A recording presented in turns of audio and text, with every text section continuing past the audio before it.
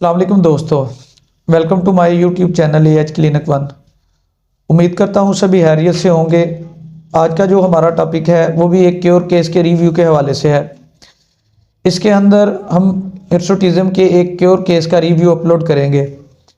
मेरे पास एक 18 years old की यंग लेडी आई जिनकी जो हाइट थी 5 फीट 5 इंच के करीब थी। वाइट कलर की वो लड़की थी।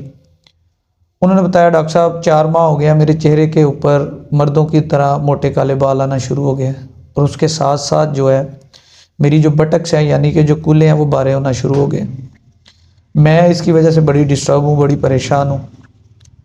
तो मैंने जो अपना केस टेक था उसको शुरू किया, केस टेकिंग शुरू की। तो मैंने कहा कि आप अपनी बीमारी को लेकर क्या सोचती हैं। तो उन्होंने कहा, डॉक्टर साहब आप समझते हैं कि एक नौजवान लड़की के लिए चेहरे के ऊपर काले मोटे बाल आना और बटक्स का बारी हो जाना, उससे जो हमारी खूबसूरती है, जो हमारी एक फिज़ीक है वो मुतासर होती है और इसकी वजह से मैं जो है बहुत ज़्यादा स्ट्रेस में जा रही हूँ, परेशान हो रही हूँ। उसके साथ साथ मज़ीद मैंने मरीज़ की सिम्टम्स लेना शुरू की। तो मैंने कहा इसके साथ साथ फर्दर मुझे कुछ बताएं अपने बारे में। तो उन्होंने कहा, डॉक्टर साहब मैं छोटी छोटी बातों पे चिढ़ जाती हूँ, छोटी छोटी बातें जो हैं वो उनकी वजह से भी मुझे गुस्सा आता है।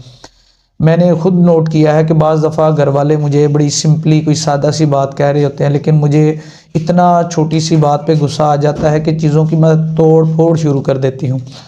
और मेरी कोशिश होती है कि मैंने अगर कोई घर वालों को बात कही है या घर वालों से किसी चीज़ का मुतालबा किया है तो वो फिलफौर मुझे चीज़ मिल जाए, मुझे उसके लिए इंतज़ार ना करना पड़े।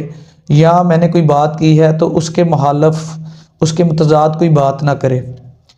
मैंने इसके अलावा मरीज़ से फर्दर सिम्टम्स लेना शुरू की कि आप मुझे अपने मेंसेस के बारे में बताएं। इसके अलावा आपको कोई लिकोरिया का मसला हो। तो उन्होंने मुझे बताया कि डॉक्टर साहब मुझे मेंसेस भी बड़े पेनफुल आ रहे हैं और जो सबसे प्रोमिनेंट सिम्टम मेरे मेंसेस के अंदर है वो ये है कि मेरे मेंसेस जो हैं वो मेंसेस के दौरान जब मुझे मेंस्ट्रुएशन साइकिल चलता है तो मुझे ब्लैक कलर के क्लॉट्स आते हैं और मैं उन दिनों में बड़ी, जब क्लॉट्स आते हैं तो बड़ी पेन फील करती हूँ। दोस्तों ये मरीज़ की कुछ सिम्टम्स थी जो इनको मैंने टेक किया और उसके रिव्यू को कम से कम मुझे 15 मिनट लगे, लेकिन मैंने इसको सिर्फ 3 से 4 मिनट के अंदर समराइज़ किया है। मैंने उनकी ये जो चीदा चीदा कंप्लेंट्स थी इनके ऊपर कैमोमिला की एक डोज़ बनाई और 200 में उन्हें डोज़ दे दी। मरीज़ ने इस्तेमाल की। आफ्टर 1 मंथ जब उन्हें मेंस्ट्रुएशन साइकिल आए तो उनके जो साइकिल था बिल्कुल एक प्रॉपर तौर पर, और जो उन्हें क्लॉट्स खास तौर पर आ रहे थे और पेन होती थी वो बिल्कुल ठीक हो गए।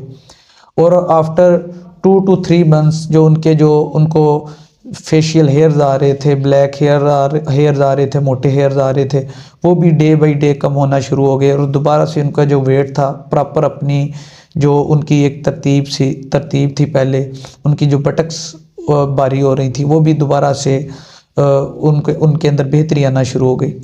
दोस्तों ये जो कैमोमिला का मरीज़ होता है ये बड़ा ज़िद्दी मरीज़ होता है। इसके अंदर इंतहा का चिड़चिड़ापन पाया जाता है और कैमोमिला मेडिसिन ख़ास तौर पर जो हमें न्यूरोलॉजिकल पेन्स होती हैं, जैसे कि बाज़ दफ़ा दांत की दर्द होती है, उसके साथ कोई फेशियल नर्व इन्वॉल्व कर जाए, उसके साथ साथ डिगर बॉडी के अंदर जो न्यूरोलॉजिकल पेन्स होती हैं उनके लिए बड़ी मुफीद एक मेडिसिन है।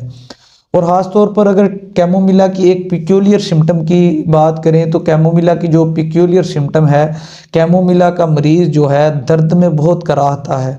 दर्द के अंदर वो शोर डालता है कि मेरा कुछ कर लें, मेरी दर्द को ठीक करें। वो अपनी चीफ कंप्लेन को लेके बार बार बात करता है।